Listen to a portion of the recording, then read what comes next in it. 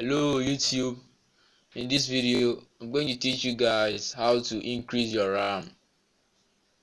The last video I made was how to increase your RAM with your USB flash drive, but this one you are not going to need USB flash drive, so you need to follow my steps. Let's move on. First, you move to the start button, right click on my computer, move to properties. As you can see, install memory RAM 1 GB. In this process, it won't actually increase your RAM by showing a number over here, but it will help you in some processing. So you move to advanced settings, advanced system settings.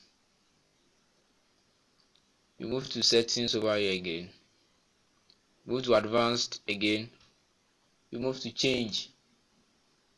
I'm going to click on automatically. You are going to click over here, then you come to custom size. You are going to type in 1308. That's what I'm going to type in the both boxes. You can see 1308. We type the same over here, then you click on set. You click on OK again.